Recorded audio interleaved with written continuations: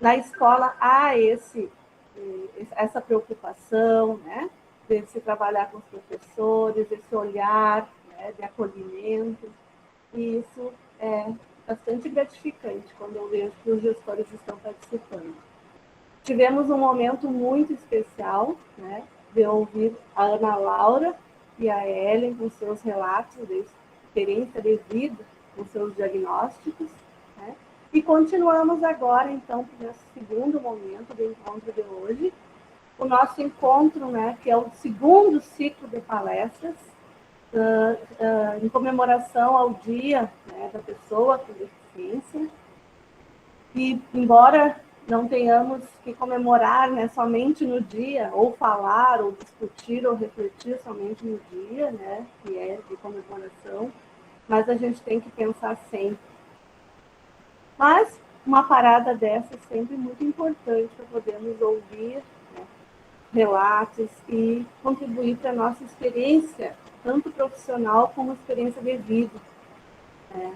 Então, a gente tem aprendido muito nesses momentos. E falar sobre assuntos relacionados à deficiência sempre é muito encantador, né? No meu ponto de vista. E, então, hoje, nesse momento, então, receberemos aqui a Caroline Schmidt Calomé. Ela é graduada em psicologia pela UFSM e agora ela é mestranda no programa de pós-graduação de psicologia também da UFSM.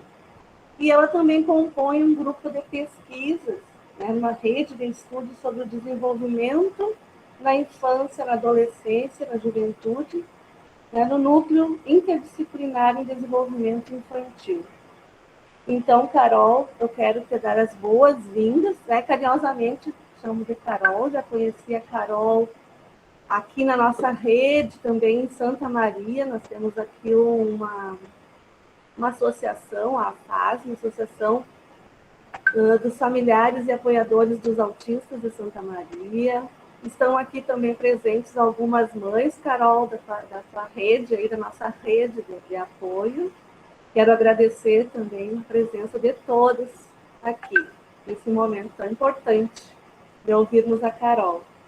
A fala da Carol vai se tratar, então, da maternidade, autismo, né, algumas reflexões sobre redes sociais significativas nesse contexto. Então, Carol, passo para ti a palavra. Seja bem-vinda aqui conosco. Bom dia, pessoal. Então, eu sou a Carol, como a Prof. Elza me apresentou.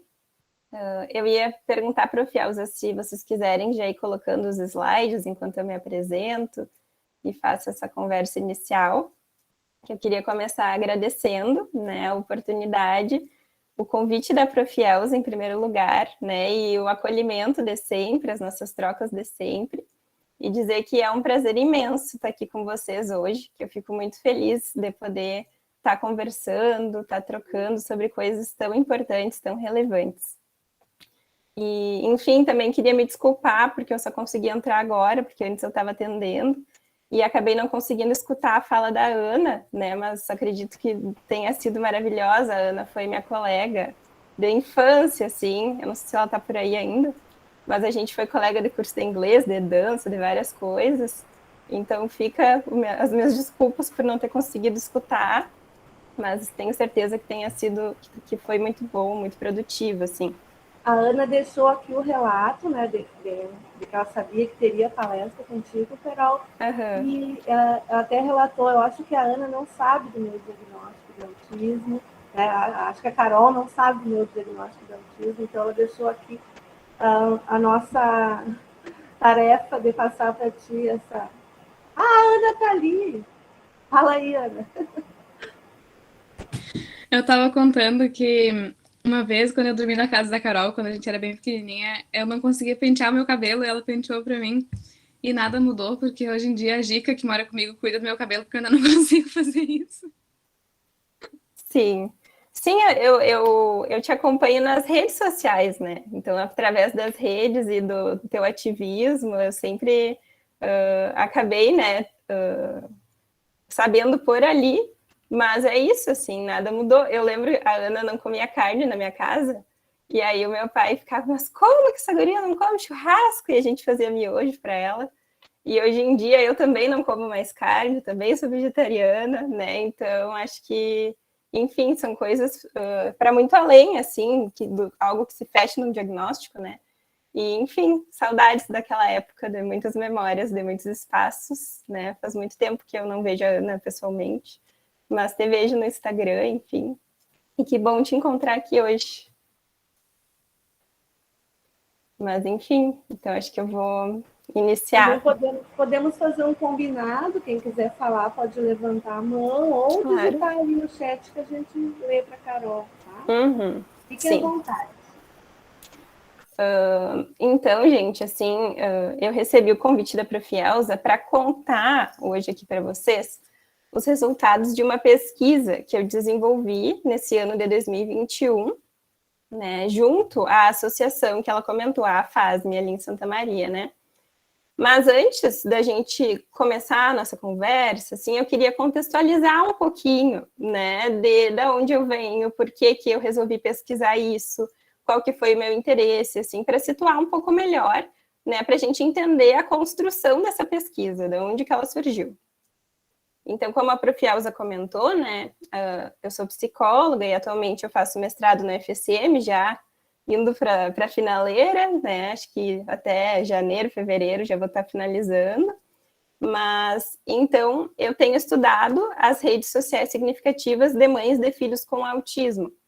E a gente usa esse termo, rede social significativa, né, para denominar a rede de apoio das mães. Mas não é qualquer rede, e sim aquelas pessoas que são significativas mesmo, que fazem diferença no dia a dia de alguma forma. Por isso, então, esse termo, né, rede social significativa.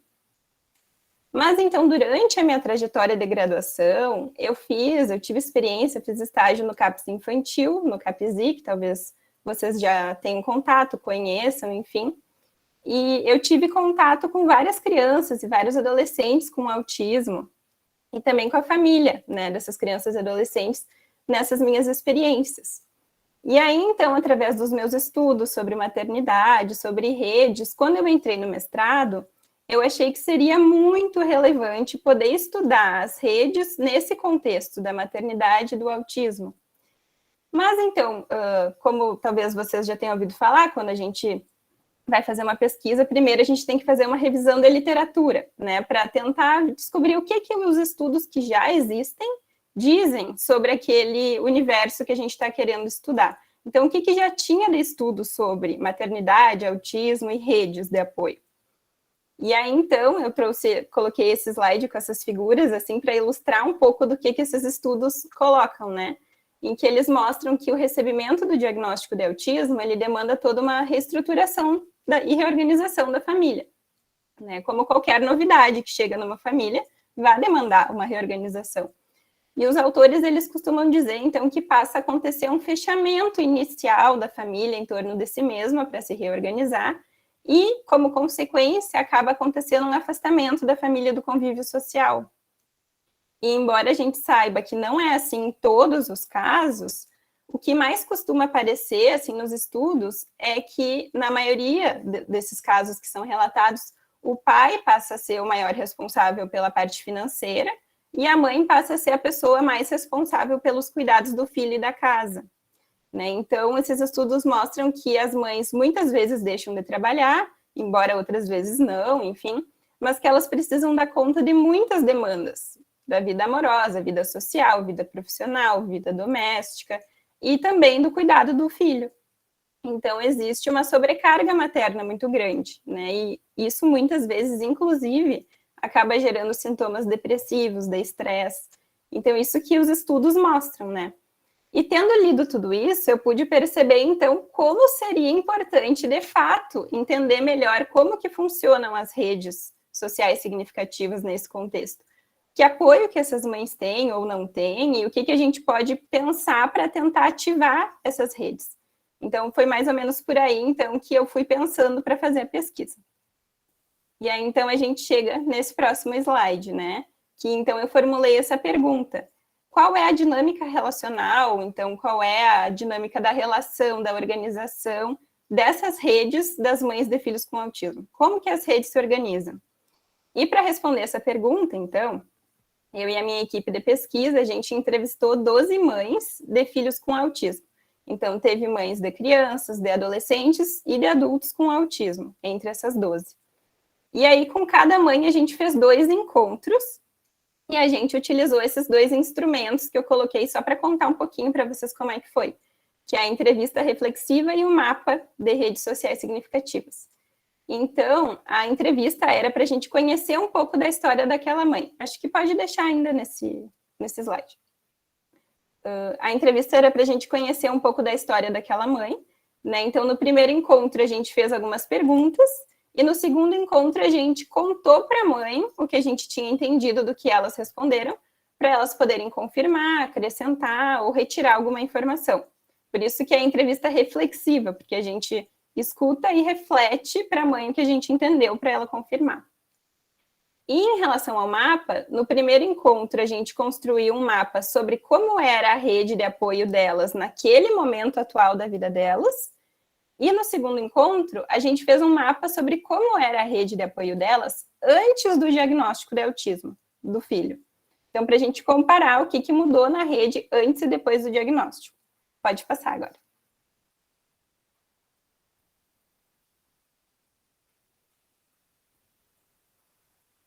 Então, aqui eu trouxe o mapa para ficar melhor de visualizar, assim, para ficar mais palpável, né? Que vocês podem ver, assim, que ele é uma pizza redonda e que cada fatia dessa pizza, ela é correspondente a uma parte da vida. Então, tem a parte da família, a fatia dos amigos, da comunidade e do trabalho. E dentro daqueles círculos ali, que tem um menorzinho, um médio e um grande, né, que está 1, 2 e 3 na imagem, então as mães colocavam as pessoas que eram significativas para elas. No 1, eram as pessoas mais próximas e mais íntimas, no 2, as relações mais intermediárias, e no 3, as relações mais ocasionais, assim, não tão próximas. E eu também pedia para as mães me falarem quais as funções que essas pessoas tinham na vida delas.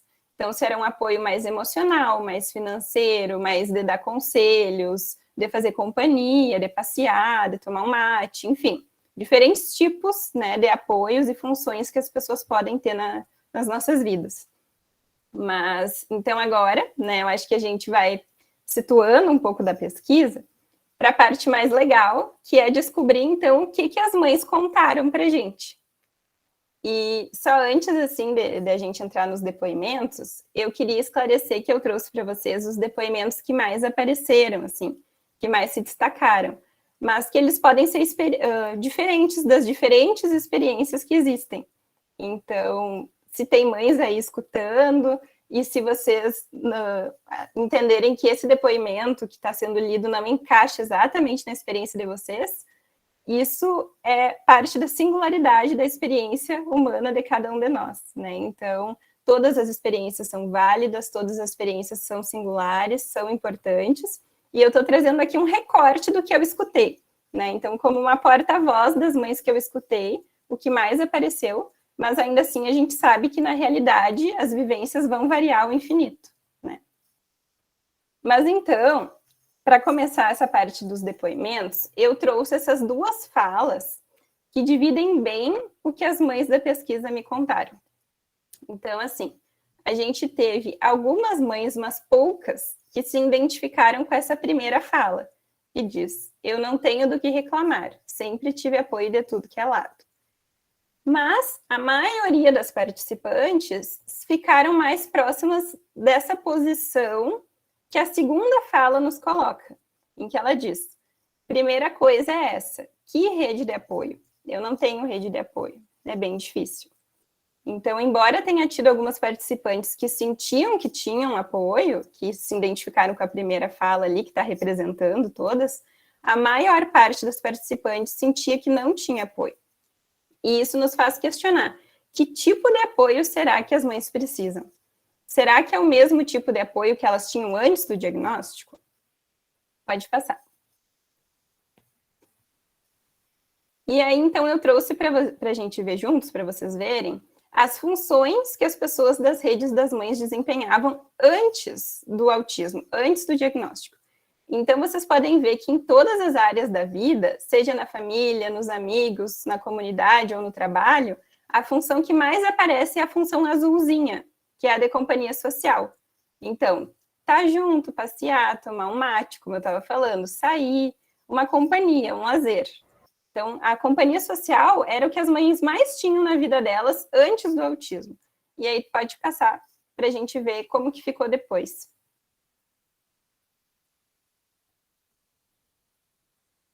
Então, nesse gráfico de depois do diagnóstico, dá para ver que teve uma mudança bem importante, né? Então, na família e nas amizades, a principal função passou a ser de apoio emocional.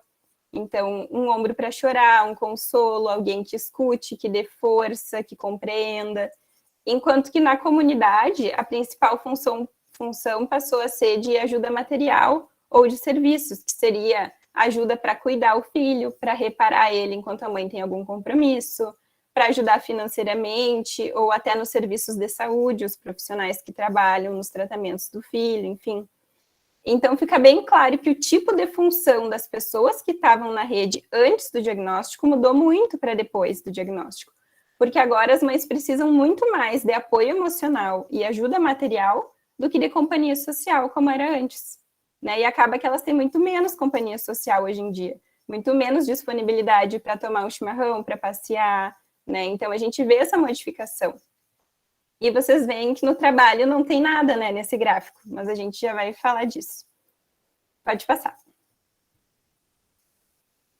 Então aqui eu trouxe bem rapidamente, assim, só para mostrar para vocês como que era o mapa do passado.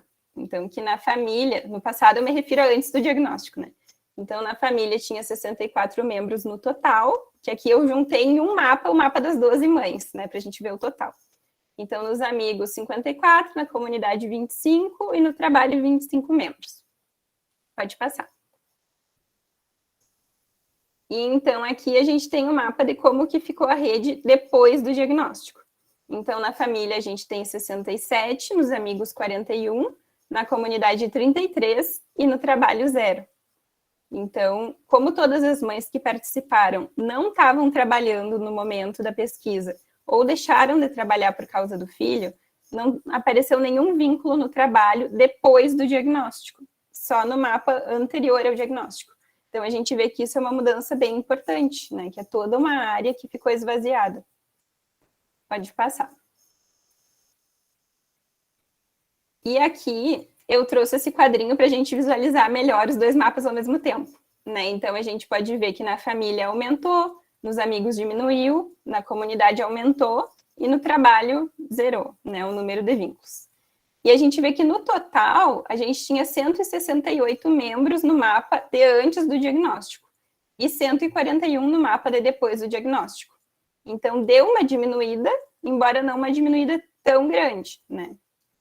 E ainda tem esse dado de que 61 pessoas se mantiveram nos mapas do passado para o presente, 80 pessoas entraram depois do autismo, então pessoas novas, e 107 pessoas saíram a partir do diagnóstico. E a gente pode pensar que 107 é um número grande, né? Saiu bastante gente. Saiu mais gente do que entrou. Mas ainda assim, a gente tem 141 membros no mapa do presente. Então, por que será que as mães enfatizam tanto isso de que elas não têm rede, né? Essa fala, que rede de apoio que elas me falaram, eu não tenho rede. Então, isso faz questionar, o que será que esses 141 membros que estão presentes estão fazendo, né? Como que está isso para as mães? Ou será que, então, elas sentiram muita falta de quem saiu? Então, a gente ficou criando hipóteses para tentar entender esses dados numéricos. E aí, agora, com as falas, a gente vai tentar entender um pouquinho do que aconteceu, então. Então, esse primeiro slide de falas, eu trouxe essa questão. Como que foi a saída dos 107 membros para as mães? Como que elas experienciaram isso? Então, eu trouxe um exemplo de cada área da vida para a gente ter uma ideia. Então, nos amigos, tem esse exemplo. Umas amigas não sabiam que ele tinha o autismo. Aí, quando eu falei, eu percebi que se distanciou. Quando eu fui num clube e levei ele, aí elas perceberam o comportamento dele, botaram a cara e se distanciou, sabe? Aí, na família, tem um outro exemplo. No caso, ela ali, a sogra, mudou o papel dela, sabe? Ela era muito minha amiga, a gente se dava super bem. Ela vinha na minha casa quase toda tarde, tinha uma relação bem forte com ele, no caso o filho. Mas depois, quando foi descoberto o autismo, aí assim que a gente começou a ter conflitos, que ela não soube mais lidar muito bem com essas coisas. Ficou bem diferente. Aí depois a gente tem um relato da comunidade. Eu não tenho tempo de ver as pessoas. Acho que às vezes nem eles me enxergam. Quando já vejo, já tô saindo, quando vejo, já tô voltando, e quando vejo, já tô saindo com o filho de volta. É assim. E no trabalho. Eu tinha um círculo de amizade grande. Eu estava sempre rodeada de colegas. Era muito bom. A gente passava o dia junto. Almoçava lá no prédio, era uma companhia do dia todo. Era a minha segunda família, a empresa, a minha segunda casa. Mas agora não tem mais. Então, nesses relatos, assim, fica bem claro que, se vocês perceberem, nos amigos e na família, o afastamento aconteceu mais porque as pessoas não souberam lidar com o autismo. Então, elas conviviam normalmente e, a partir do diagnóstico, se afastaram. Enquanto que na comunidade e no trabalho foi diferente, os afastamentos eles aconteceram porque as próprias mães precisaram se afastar em função dos cuidados dos filhos. Então, elas não tinham mais o tempo, a disponibilidade de estar frequentando esses espaços como antes. Então, nesse slide deu para ter uma ideia de como que elas viveram esses afastamentos. E agora, então, a gente vai ver como que ficou as coisas com quem permaneceu e com quem entrou na rede. Então, vem essa questão. Mas e os 141 membros presentes, né? Então, vamos ver o que as mães falaram de quem está na rede delas atualmente. Voltando, né? Que é uma experiência que representa a maior parte dos participantes, mas ainda assim não quer dizer que todas as experiências sejam iguais a essas, mas elas são, né, o que eu escutei, que eu vou contar para vocês hoje aqui. Então, o que eu escutei foi: uma coisa que eu percebi muito é que as pessoas não têm o psicológico para aguentar. Elas até estão ali, mas elas não têm, não conseguem pegar junto. Como que eu vou contar com alguém que diz para mim: eu não entendo o que ele fala, eu não sei o que eu faço quando ele está com crise? É aquele comprometimento até ali, mesmo tu pagando, sabe? As pessoas meio que usam uma desculpa também. Ah, mas eu não entendo o que ele fala. Ah, mas não sei o quê. Então eu já percebo que não dá para contar muito. E aí, falando sobre ela conseguir dar conta, no caso, a próxima fala ali, né? Ela conseguir dar conta dos cuidados do filho, ela diz: eu consigo. E mesmo que eu não conseguisse, eu ia ter que saber lidar com isso. Eu sou o apoio de todos. Eu percebo que as pessoas se sentem mais seguras comigo porque sabem que eu vou saber como agir com ele num momento de crise, ou quando ele faz alguma coisa que eles não compreendem. Eles sabem que eu vou estar ali para dizer o que ele quer, o que ele não quer, que eu vou aguentar e que eu vou saber lidar. Então, eu acabo muito sobrecarregada. Então, é muito significativo o que elas trouxeram, né?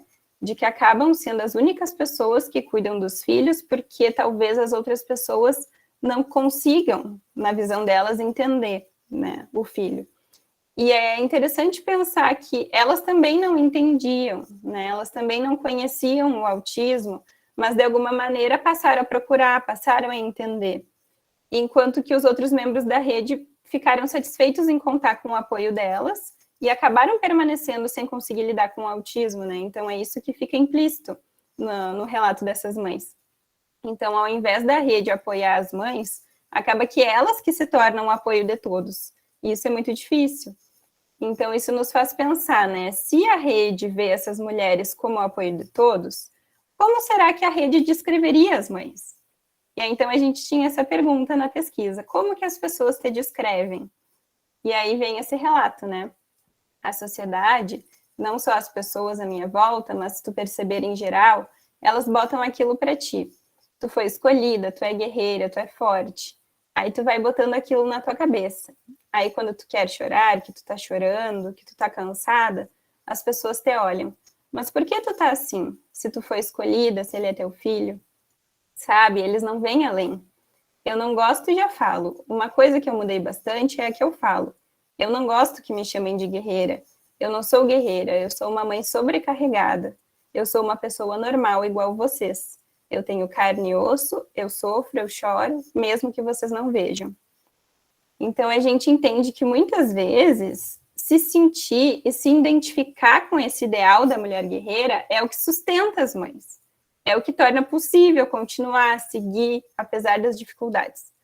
Mas, através dessa fala, a gente vê que fica claro que esse ideal da mulher guerreira pode se colocar também como uma venda, entre aspas, né, que as pessoas acabam não enxergando, e nem a própria mãe, a sobrecarga que ela está vivendo, né. Então, a gente viu que não é só as pessoas da rede, não é só a sociedade que usam a venda da mãe guerreira, mas elas próprias têm dificuldade, né, em perceber que elas não precisam dar conta de tudo sozinhas, que elas podem pedir ajuda, que as pessoas estão ali, né. Então, a gente trouxe, assim, esse questionamento. Como que é, então, para ti compartilhar o cuidado, dividir, né, esses cuidados do filho com outras pessoas? E aí os relatos giraram em torno desse aspecto que aparece nessa fala, em que essa mãe diz: já ouvi muito, é que eu sou muito super protetora, que eu sou exagerada, essas coisas, mas eu acho que eles estão certos, eu sou mesmo. Eu tenho que me desprender e não consigo, porque eu acho sempre que ninguém vai conseguir cuidar dele além de mim. E ele não faz as coisas porque tem eu ali. Eu sei porque quando eu não tô e eu deixo ele com alguém, ele faz as coisas sozinho, sabe? Tipo, se vestir sozinho, se trocar, sabe? Se secar quando ele toma banho, se vestir. Se eu não tô, ele faz. Então, assim, às vezes eu acho que talvez para ele seria bom eu não estar tão presente, sabe? Então, a gente vê o quanto o fato de elas sentirem que só elas, né, que foram aprender sobre o autismo, que entendem o filho, faz com que elas sentem que são as únicas capazes de fazer isso, de cuidar deles com qualidade, né? Como se as outras pessoas não tivessem essa mesma possibilidade, essa mesma capacidade.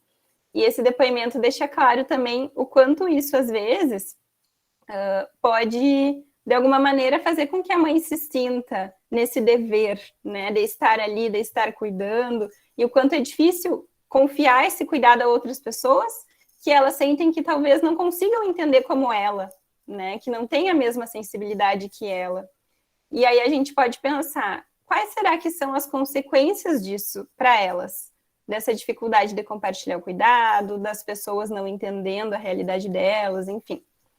E aí, então, uma delas disse isso. Eu vejo que as mães, assim, porque eu faço parte de uma associação, e eu vejo que as mães estão adoecendo por isso. Porque elas têm vergonha de dizer que precisam de ajuda, que estão cansadas, que elas não são guerreiras. O meu filho é tudo para mim, mas me machuca, dói certas coisas, passa do limite ali humano que eu posso suportar. Não só ele, mas algumas coisas que a gente passa, que a sociedade faz para nós. Então a gente já fica sempre retraída, sempre pronta para esperar o pior, sabe? E a gente não fala. Às vezes eu também não queria ser mãe, eu tinha vergonha de dizer, porque toda mãe sente isso, só que elas têm vergonha e não falam, né? Então a gente vê que essa venda da mãe guerreira, ela acaba por silenciar as mães. E não só elas, mas toda a rede que existe ao redor delas, que fica dependendo desse apoio delas, né? Então, por isso que a maioria das mães me respondeu: que rede? Eu não tenho rede, não me sinto apoiada, quando eu perguntei isso. Porque, embora existam 141 pessoas ao redor delas, como a gente viu, é difícil para elas pedirem e aceitarem ajuda, e é difícil para a rede também se mobilizar para ajudar. Porque ninguém conhece o autismo antes do diagnóstico, ninguém sabe lidar, mas acaba que as mães vão atrás. E os demais, então, acabam contando com o apoio delas. E não é por mal que isso acontece, nem por parte da rede, nem por parte das mães. A ideia não é culpabilizar nem um lado nem o outro, mas reconhecer que isso acontece, né, que isso está nos relatos e que a gente precisa fazer algo para lidar e pensar melhores formas de manejar essa situação, né? Pode passar.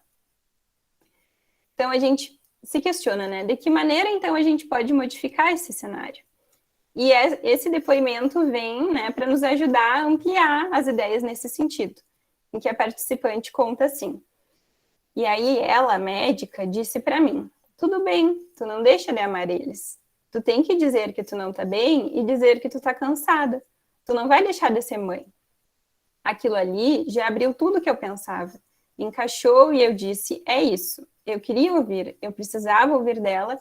E ela disse: é isso. E eu disse: é isso. Daí comecei a falar e eu melhorei muito. Agora eu sou polêmica, eu escrevo textão, eu faço publicação, mas não é indireta, é uma forma de eu esclarecer as pessoas, entendeu? Igual eu te disse aquilo de falar que eu não sou mãe guerreira, um monte de gente já parou de me chamar e dizem, é verdade, eu não tinha pensado por esse lado, tu entendeu? Então a gente vê a potência que teve a intervenção dessa médica, que fez toda a diferença na vida dessa mãe, que autorizou ela a pedir ajuda e a se cuidar. E a partir disso, a própria mãe passou a mobilizar outras pessoas que também nunca tinham pensado sobre isso e que puderam mudar a sua forma de ver. E a ajuda que podem prestar para essa mãe.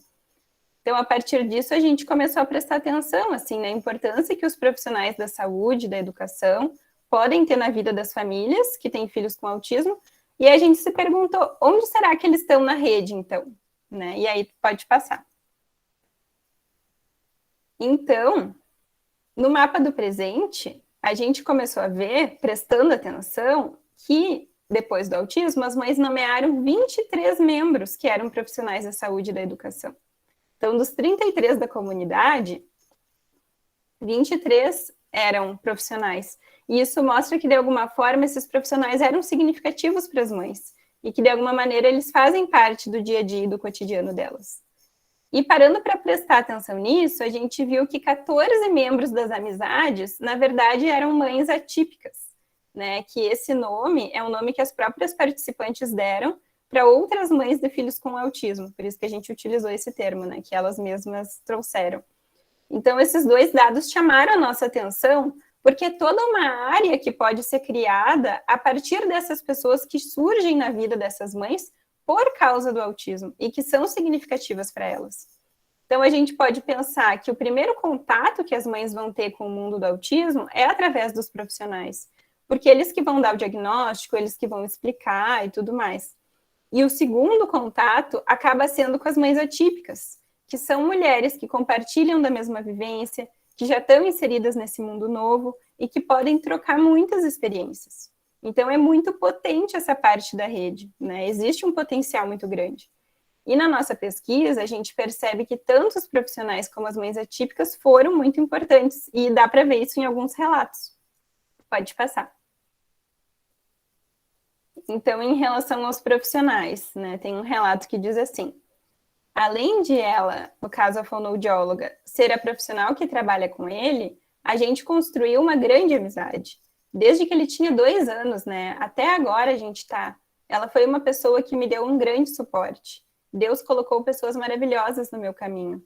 Eles que nos orientam, nos colocam para cima, então são mais do que profissionais. Eu tenho como amigos, né, também. Grandes amigos. Só tenho a agradecer esse apoio.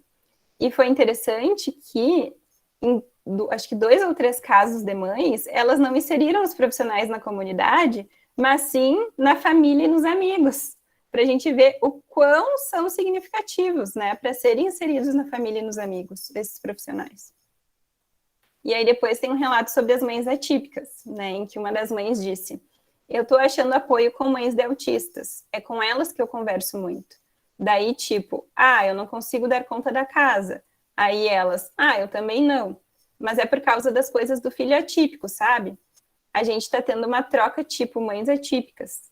Me inspiro nela como mãe, a mãe real, porque essa mãe que faz as coisas, eu não vou conseguir ser.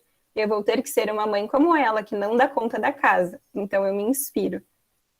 Então, a gente pode ver que essas pessoas que entraram na rede por causa do autismo e que sabem, que entendem essa realidade, às vezes vão ser as pessoas que as mães mais vão se sentir à vontade para desabafar, para compartilhar, seja o cuidado, seja as experiências, enfim, porque elas se sentem compreendidas, porque são pessoas familiarizadas com o autismo, que já desmistificaram o diagnóstico, que já entendem essa realidade. Mas, dos 141 membros, né, eles são só 37. Por isso, ainda fica mais marcado no discurso das mães, né, essa falta de apoio que a gente viu. E sabem que, depois de construir os mapas, muitas mães acabaram percebendo que, diferente do que elas falaram no início, lá na entrevista inicial, quando elas disseram que rede, eu não tenho apoio, elas perceberam que elas têm as pessoas, porque os números mostraram, elas foram colocando uma pessoa no mapa, outra pessoa, e no final deu tanta gente que elas mesmas se perguntaram, mas no início eu até falei que eu não tinha apoio, como que tem essas pessoas então? Né? Então teve essa surpresa, assim. E a questão que fica é justamente, então, a ativação dessas pessoas, que a rede está presente, mas não está ativa, são coisas diferentes. Então esse relato expressa bem isso, em que a mãe disse, olha, eu achei que não tinha ninguém, hein? Mas se tu for parar para pensar, eu tenho bastante gente. Eles acabam ajudando, às vezes parece que é pouco, mas dá uma força. Eu não esperava, eu passo dizendo, eu sou sozinha, eu não posso contar com ninguém. Quando eu preciso, eu não tenho ninguém. Não para se fazer de vítima, mas é o que eu penso. Mas se tu for parar para pensar, cada um, em algum momento, me ajuda, em alguma coisa. Pode ser pouca coisa, mas já é uma ajuda. Eu tenho as pessoas comigo, mas não tanto quanto eu gostaria, mas eu tenho pessoas comigo. Então a gente vê isso muito nitidamente, né? De que as pessoas estão, mas não de forma tão ativa quanto elas gostariam. Pode passar. Então, a gente pode pensar assim que as pessoas que entraram na rede, né, elas são importantes, como a gente estava falando dos profissionais, as mães atípicas, elas fazem uma diferença, mas se essas outras pessoas que não são profissionais e nem são mães atípicas pudessem ter um papel ativo, isso faria toda a diferença. E aqui a gente trouxe, então, um fragmento de um relato de uma mãe que aconteceu, né, que foi mais uma exceção do que uma regra, no caso desse relato em específico, foi um relato quase que único, mas que ajuda a deixar palpável o que pode acontecer caso essa rede se torne ativa, né? Então, essa mãe disse assim, a amiga, no caso, me deu bastante força, porque eu não queria sair, eu não queria levar o Fernando na pracinha. Aqui só contextualizando que esses nomes são fictícios, né? Fernando seria o filho da mãe participante. Então, ela tem um filho da idade do Fernando, que é meu afilhado. E aí eu dizia, não, eu não vou ir, porque o Fernando foge. E aí ela falou assim, ó, tu pega o Sérgio na mão, que é o filho da amiga, e eu vou levar o Fernando. Para mim ir, tu entendeu? E ela vinha aqui para casa me buscar a pé, para mim ir, tu entendeu? Para eu não me sentir sozinha. Então, olhem que importante o movimento dessa amiga. No momento que estava difícil para a mãe, ela insistiu e ela encontrou uma maneira de ajudar, né? Então, imaginem só se todos os membros da rede, além dos profissionais e das mães atípicas, agissem assim, agissem de forma parecida. Então, se quem está escutando conhece mães de filhos com autismo, né? Prestem atenção especial nesse depoimento que a gente leu, porque é essa a ideia, né? É assim que a gente vai conseguir ativar a rede, né? Pode passar. E aqui eu trouxe, então, um outro exemplo, que também foi uma exceção, mas que nos ajuda a entender como que isso pode se viabilizar na prática, que demonstra o que pode acontecer quando a própria mãe se autoriza também a pedir ajuda de alguma forma. Então, essa mãe nos contou o seguinte, no início, ele, no caso o marido, teve dificuldade. Também para mim era tudo muito novo. Aí o doutor dá um banho de realidade, então tu sai um pouco zonza de lá, principalmente para quem está iniciando a caminhada. E aí, no início, ele, o marido, entrou, se chocou e disse, eu não vou entrar mais nesse médico. E eu disse, tudo bem, eu vou, né? Daí, umas 3 consultas após essa conversa, ele dizia assim, o que ele disse? E eu, não entraste porque tu não quis. Na segunda, o que ele disse? E eu, tu estava ali na sala da espera, não entraste porque tu não quis. E não falava. Na terceira, ele entrou e nunca mais saiu. Então, aqui fica muito clara a importância também desse empoderamento das mães para chamar, né, a rede para participar. Então, se a rede está desativada, a própria mãe também pode ativar essa rede, né?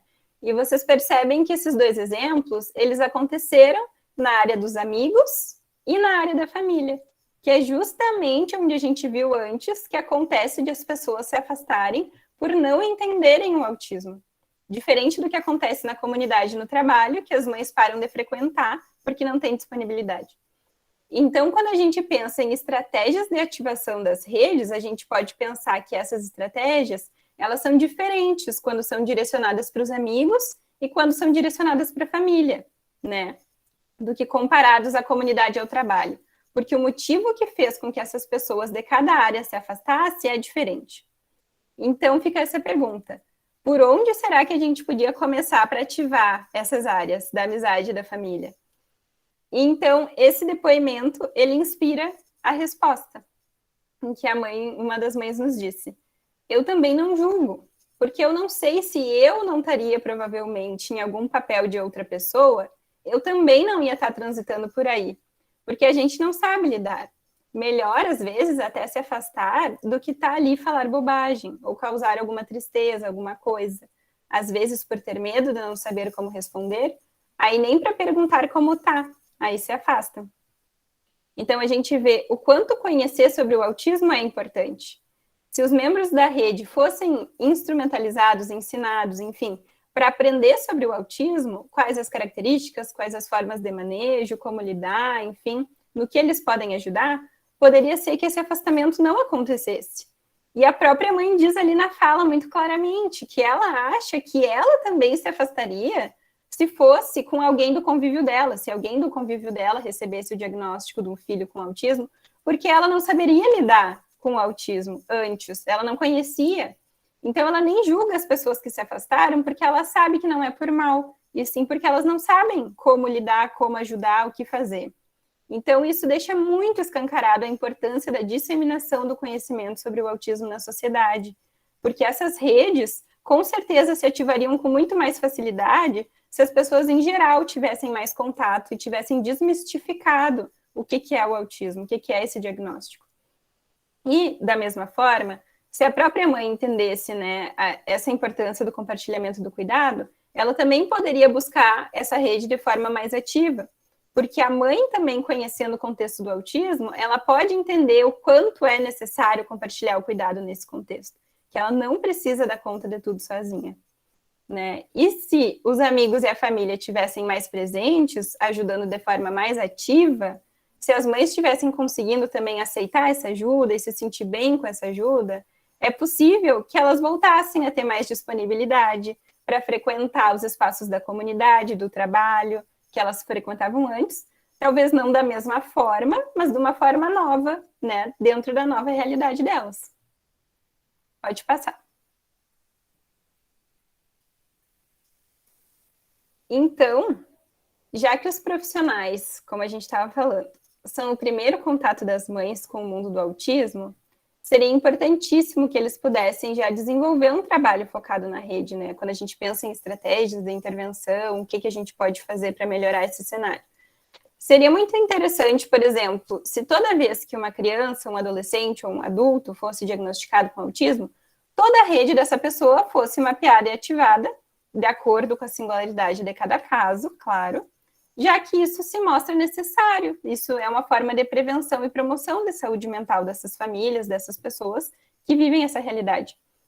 Então, da mesma forma, entre as mães de filhos com autismo, como a gente estava falando, as mães atípicas, em espaços como as associações, por exemplo, que foi nomeado pelas participantes, onde normalmente as mães trocam experiências sobre os filhos, né, em que trocam, bom, quando meu filho não queria comer, eu fazia tal coisa, quem sabe tu tenta. Ai, quando meu filho não dormia bem, fui em tal médico, quem sabe tu vai, é uma boa indicação. Enfim, trocam tantas experiências.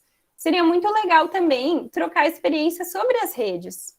Seria muito legal que alguém contasse da amiga que insistiu para levar o filho na pracinha, ou de si mesma que insistiu para que o marido entrasse nas consultas, enfim.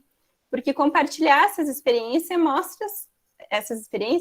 mostra que elas são possíveis, que elas podem acontecer. Embora a gente saiba que cada rede é singular, que cada vivência é singular, mas esse compartilhamento potencializa, né, que isso possa vir a acontecer na realidade. Mas até aqui, né, a gente está falando muito, como eu estava dizendo, desses dois tipos de membros, os profissionais e as mães atípicas, né, que são justamente esses membros que já têm conhecimento sobre o autismo. Mas, quando a gente lê o que é previsto pelo Estatuto da Criança e do Adolescente, toda e qualquer criança e adolescente, independente de ter o diagnóstico de autismo ou não, a gente percebe que não é dever só dos profissionais e das mães se responsabilizarem pelo bem-estar das crianças e adolescentes, e no caso da pesquisa, adultos com autismo, mas da sociedade como um todo, né? Então, no artigo 4º do ECA, diz assim: é dever da família, da comunidade, da sociedade em geral e do poder público assegurar com absoluta prioridade a efetivação dos direitos referentes à vida, à saúde, à alimentação, à educação, ao esporte, ao lazer, à profissionalização, à cultura, à dignidade, ao respeito, à liberdade e à convivência familiar e comunitária. Então, a gente entende que isso inclui todas as pessoas da rede, todas as áreas do mapa, a família, os amigos, a comunidade, o trabalho, e por isso que o aumento da disseminação do conhecimento sobre o autismo é tão importante. Quanto mais a gente fala disso, quanto mais campanhas, palestras, eventos, quanto mais visibilidade, mais pessoas vão ter acesso ao conhecimento sobre o tema e mais capacidade de ajudar essas pessoas vão ter quando elas estiverem em contato com uma criança, um adolescente, um adulto com autismo. E sabendo sobre o autismo, os membros da rede vão poder agir de forma mais semelhante àquela amiga que insistiu para ir na pracinha, porque vão saber do que a mãe vai estar precisando. E com isso, o cuidado do filho passa a ser compartilhado, o que gera um potencial muito grande de maiores níveis de bem-estar, de saúde socioemocional para essas mães que a gente viu no início, que os estudos mostram que são muito baixos, né? Então, reforçando o que o ECA afirma, né? Todos somos responsáveis pelas nossas crianças, que vão se tornar adolescentes, que vão se tornar adultos. Mas, enfim, pessoal, eu acho que era isso. Não sei quanto tempo deu, não estava cuidando. Espero que tenha feito sentido para vocês de alguma forma, enfim. Né? Fico aberta para a gente conversar, para a gente discutir, para escutar também como que foi para vocês, enfim. E agradeço profundamente, né, mais uma vez a oportunidade de estar aqui, de estar conversando, de estar trocando. E, enfim, se vocês quiserem, a gente pode, então, abrir para conversar. Muito obrigada mais uma vez. Nós que agradecemos, Carol. E esse assunto das famílias é bem importante, nós como profissionais da escola, como professores, né, de pensar esse lado da família, né? Todas as situações que ela passa, né, para superar, para se organizar, enfim, né? Como se falava ali do atípico, a família é atípica, porque daí eles acabam tendo que se reorganizar, se reestruturar para dar conta, levar em atendimento, levar na escola, daí tem uma adaptação na escola, busca mais cedo, a escola às vezes chama porque não está conseguindo naquele momento, né? E a família precisa estar, né, estruturada, e recai geralmente em quem? Na mãe, né? Como a Carol colocou ali da pesquisa, o pai então fica com a tarefa, né, de financiar, né, a casa, e a mãe com a tarefa do lar, de cuidar da família, de levar na escola, de levar nas terapias, né? Enfim, e às vezes a estrutura da família no geral, o apoio, essa rede da família é um pouco mais complexa, até porque às vezes a mãe se sente insegura de deixar com outras pessoas, né, que eu já vi casos assim, e também por ser muitas vezes julgada, né? Algumas mães já me colocaram, não levo lá no avô, porque o avô diz que não, né, não é autismo, que isso é birra, que tá mal educado, enfim, assim, elas acabam sendo julgadas, né? E acabam não levando mais lá naquele passeio, na casa do avô, por exemplo. Então, são muitas coisas que elas têm passado, né, que precisam superar, né, e às vezes se sente mesmo sozinha em alguns momentos. Mas foi bom na pesquisa de perceber que existe esse apoio de alguma forma, né, Carol? Acho que é muito importante, né, essa fala assim, esclarecedora, até porque nós possamos valorizar enquanto profissionais dessas famílias tudo que eles passam, né, para levar na escola, nos atendimentos e para garantir o desenvolvimento do filho, né? Para nós isso é bastante importante saber esses relatos. Não sei se mais alguma das colegas também gostaria de colocar. O pessoal aqui está colocando parabéns, Carol, foi maravilhoso te escutar. Foi muito, parabéns, Carol, ótima pesquisa, fala, parabéns. Né? Um assunto bem importante para nós, a educação. Que bom, fico muito feliz. Que bom, Ana. Fico muito feliz também que tu tenha gostado. Eu até antes, né, que com a correria do dia a dia as coisas não andam, tem que entregar a dissertação, uma loucura.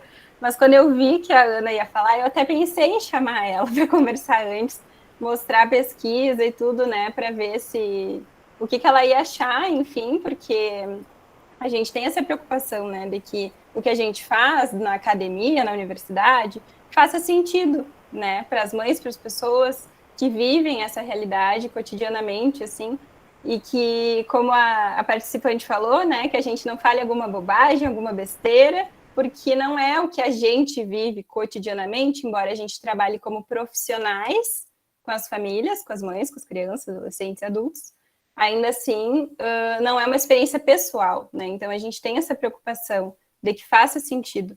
E acho que essa ideia que a Prof. Elza falou é o principal, que é o que eu gostaria que ficasse, né, da pesquisa, que a rede está ali, as pessoas existem. A questão é que a gente precisa dar um jeito de ativar essas pessoas. É isso, assim. Então, ficando isso, eu fico muito feliz. Eu vou só colocar que eu acho que isso que a Carol colocou ali também da informação, né? Porque eu acho que às vezes as pessoas se afastam por medo também, né? De estar atrapalhando, de ser inconveniente, né? Eu acho que isso que tu falou da pessoa buscar informação, né? E uma conversa franca, como a Ana também colocou antes, né? De falar claramente as coisas, falar para te poder também se sentir ajudando ao invés de atrapalhar, né? Eu acho que é muito importante isso que tu colocou, e eu acho que é isso, né? Depende da necessidade que a família está precisando naquele momento, né? Então, eu achei maravilhosa a tua fala, assim, também. Muito boa a tua pesquisa, adorei. Parabéns. A Tiane está levantando a mão, né? E seguem alguns comentários ali, a Daiane, né? Não tem como não se emocionar, Carol, né? Como sempre tá incrível. Então, a Tiane quer falar, Tiane? Daiane, eu recentemente eu estou na creche Dona Anitta, eu fico um dia na creche lá, e eu tenho uma turma à tarde em que nós temos 2 alunos, meninos, idade de 4 anos, e eles são gêmeos e eles têm autismo. E assim, ó, achei extremamente importante o que foi relatado neste momento, porque nós, como professores, nós precisamos de uma palavra que eu acho que é muito importante, que é sensibilidade. Muitas vezes a gente não é tocada no dia a dia em função da correria do dia a dia, do envolvimento que a gente tem, né, com as crianças. E a partir de hoje, com a tua fala sobre o que tu trouxe aqui para a gente, eu passo a ter um olhar diferente, principalmente em relação à família, né? Porque eu fico um dia só lá, né? E a gente ficou observando aquela situação, o primeiro dia, assim, que eu vi eles, assim, muitos questionamentos me surgiram. Imagina, assim, são 2, né? O quanto deve ser difícil para a família, né, lidar com isso. E para nós, professores, assim, é um tema muito novo. Assim, eu não tenho nada de conhecimento sobre isso, né? Atualmente, a gente está com esses 2 meninos, e pela manhã também tem uma menina, ela não tem frequentado, assim, mas os meninos vão sempre, né? Então, assim, o quanto é importante esse conhecimento chegar até nós, né? Para a gente ter um pouquinho mais de conhecimento, de ter um pouco mais de contato com a família, saber o que a gente pode melhorar dentro da sala de aula também, né? Então, assim, hoje eu saio com outro olhar sobre essa questão, que o meu conhecimento é muito pouco sobre isso, e eu acredito que vai fazer diferença, sim, né, na vida dessa família, dessas crianças. Então, agradeço muito, né, estar participando desse momento e que outras pessoas também coloquem essa palavra no seu dia a dia, né, que é tão importante, que é sensibilidade.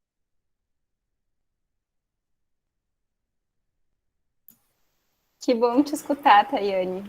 Dá um sentimento assim de que a gente está conseguindo, né, discutir, trazer, justamente como eu falei, e só, né, compartilhar essa 1 hora com vocês, nós juntos aqui, o quanto a gente pode produzir, cada um de nós, nos nossos ambientes de trabalho, né, enfim, a partir dessas trocas. Então, fico muito feliz, assim, e como acho que eu já comentei com a Prof. Elza, né, como a gente vai criando redes também, nós, profissionais, né?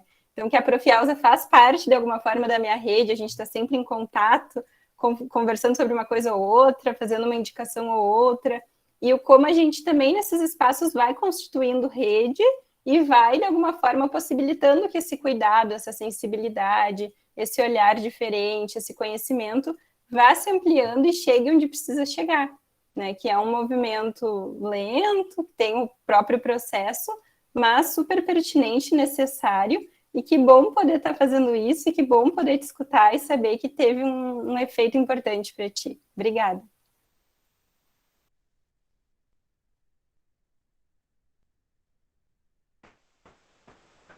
Obrigada, Tayane, pelas suas colocações, né? Eu estou fazendo agora alguns turnos lá na EMEI Anitta, né? Estou conhecendo os alunos de lá, né? E como é importante, né? Professores novos também chegando na rede, porque a gente já vinha numa discussão, né? E a rede está sempre, de professores está sempre se renovando, enquanto é importante esses momentos para a gente poder discutir, compartilhar, né? Como eu estou indo um turno, Roberta, ainda não tinha conhecido a Tayane lá na escola. Daí, fica um pouco difícil de conhecer e conversar com todos os professores. Né? Mas acredito que no próximo ano a gente vai conseguir se aproximar um pouco mais e fazer um trabalho bem melhor. Obrigada, Tayane. E Carol, né? Se ninguém mais tem alguma questão para colocar, alguma colocação. Maristela levantou a mão. Vamos lá, Maristela. Oi, Carol, tudo bem? Eu sou a Maristela, educadora especial. Eu trabalho no Centro de Autismo, aqui em São Cepé. Então, a nossa clientela é de crianças, bebês, adultos, né? E a tua fala, assim, foi muito importante, muito relevante.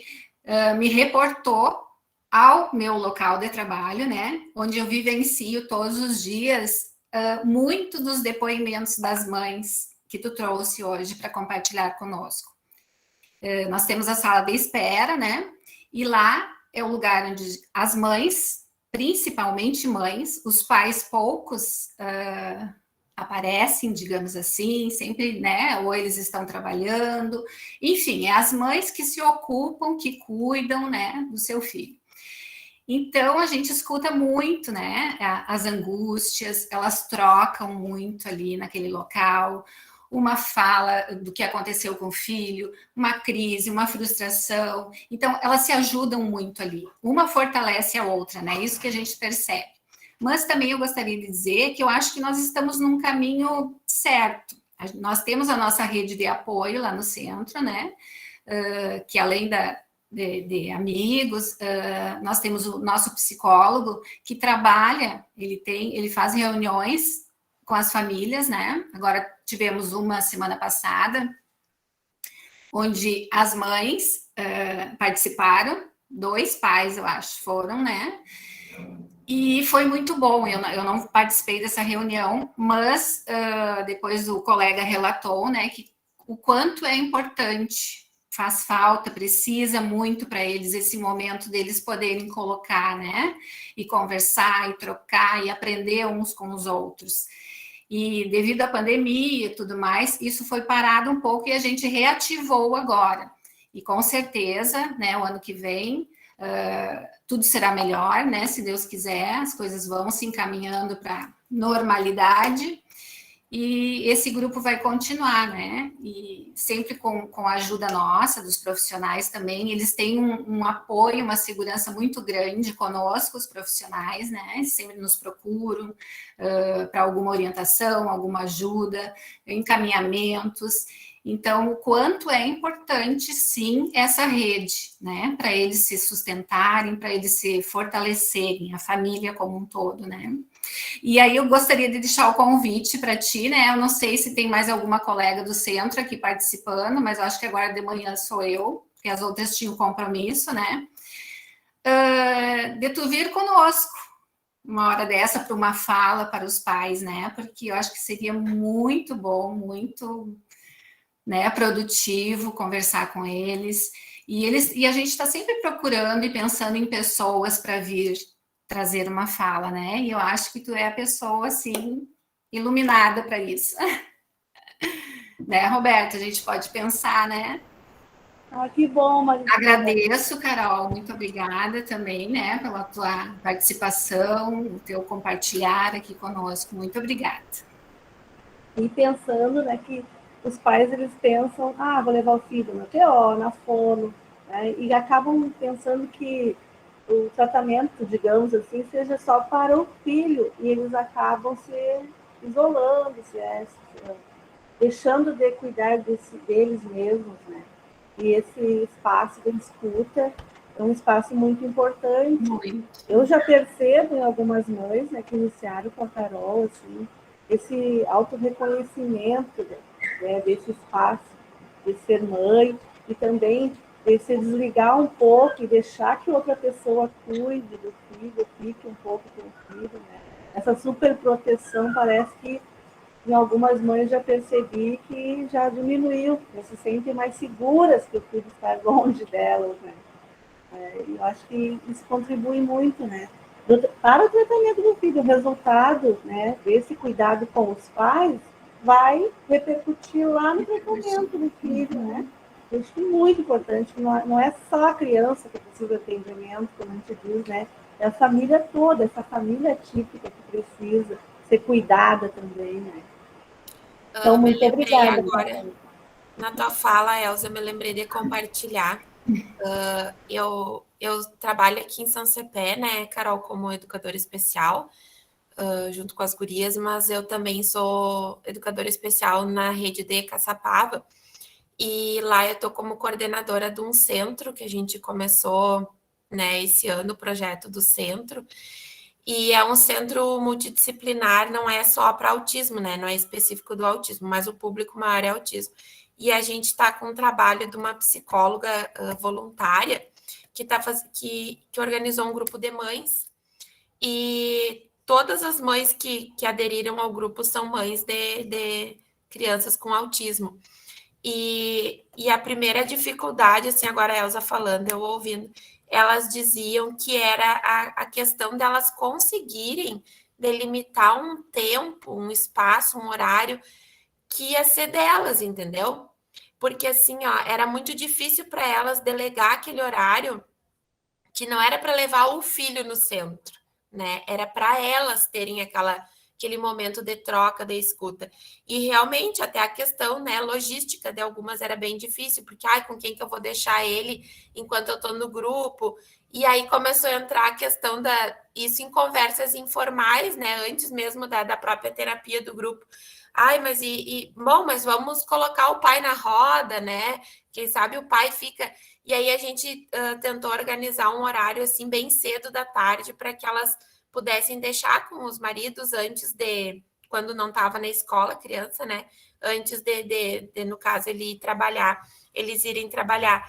Então, assim, foi essa experiência, o grupo começou, acho que foi em outubro, e foi muito legal, assim, a gente quer dar continuidade o ano que vem e tentar aproximar mais mães, porque muitas não puderam participar em função, assim, mesmo da questão de horário, porque estão trabalhando, né, ou porque não tem com quem deixar o filho, e é uma realidade, assim, né, que a gente observa essa dificuldade das mães se permitirem ter um momento e elas saem de lá, é 1h15 o encontro que dura. e elas não veem a hora passar, né? Às vezes eu tenho que ir lá bater um pouquinho na porta, porque a psicóloga depois tem outros atendimentos, né? Porque elas não veem o tempo passar, assim, né? E elas têm muita pauta, muito assunto e saem, assim, renovadas. É muito legal.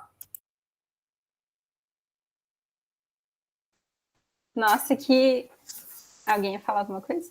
Outra coisa, Carol, nós temos, o Centro de Autismo, ele tem uma parceria, a gente trabalha em conjunto, né, com as escolas e com as famílias, então, na medida do possível, a gente sempre entra em contato com a escola, com os professores, né, se nós temos alunos na escola também, então há essa troca também, essas orientações, quando possível.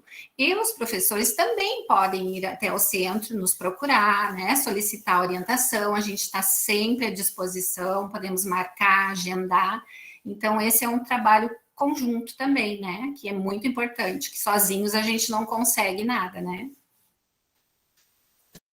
Sim, eu ia comentar assim que potente escutar esses relatos, porque é justamente esse tipo de experiência que vocês estão relatando, dos grupos, da rede, dessas ações que são feitas, né? Que é o que a gente aqui, como eu falei, na universidade, entende, bom, que incrível ia ser se isso fosse potencializado, se acontecesse mais e mais e mais, porque é isso que a gente entende que tem esse poder, digamos, de dissolver um pouco disso que eu trouxe, assim, desse sofrimento, dessa sobrecarga, dessa dificuldade. Então, muito bacana poder escutar que vocês estão vivendo, estão tendo experiência com isso na prática, assim, e quanto mais a gente puder relatar sobre isso, contar como está fazendo, contar os efeitos, mais isso pode se expandir para outros lugares, né? Até eu ia comentar aqui, Santa Maria está nessa luta já há um tempo de conseguir o centro e tudo, e escutar os relatos de vocês é o que faz com que se tenha essa motivação para querer também buscar isso para as famílias santamarienses, mas também famílias em geral, né? Famílias que necessitem. Então, muito legal, assim, poder saber que vocês têm essas experiências e eu fico à disposição, fico muito feliz com os convites. Eu vou deixar meu e-mail aqui no chat, daí vocês podem entrar em contato comigo.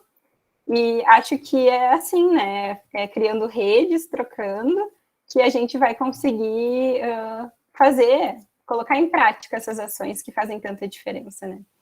E outra coisa que eu fiquei pensando, escutando vocês também, foi a questão do quanto que a maternidade atípica intensifica vivências que são da própria maternidade típica mesmo, né? Então, escutando sobre isso das mães não conseguirem ter um tempo para ir para o grupo, né? Eu me lembrei de relatos de mães típicas, que eu costumo escutar também no cotidiano, assim, atendendo, né?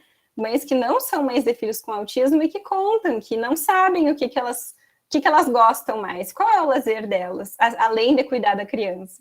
Tem até uma historinha bem engraçadinha, assim, que a mãe perguntou para a filha, o que tu gosta de fazer? E a filha disse, eu gosto de ir na pracinha, de andar de bicicleta, de passear, de comer doce. Falou ali uma lista de coisas. E a mãe disse, e o que tu acha que eu, né? O que tu acha que a tua mãe, eu gosto de fazer? E a filha disse, tu gosta de me levar na pracinha, de me levar para andar de bicicleta, de me dar doce, enfim, as mesmas coisas.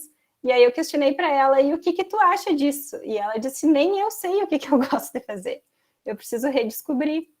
E isso uma mãe típica, né? Então, a gente vê que no contexto atípico isso é intensificado e que importante é poder, então, acionar essas redes, né? Seja em qual contexto for, mas de forma mais específica no contexto atípico. Então, fico muito feliz que vocês tenham essas experiências, que isso de alguma forma esteja acontecendo e que elas possam se multiplicar, né? Deixa eu ver se eu mandei certinho aqui o meu e-mail. Isso. Muito obrigada, gente.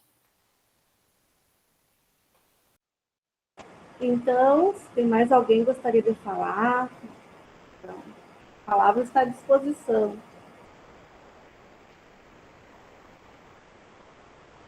Então, passo para Roberto fazer o encerramento da manhã, Roberto.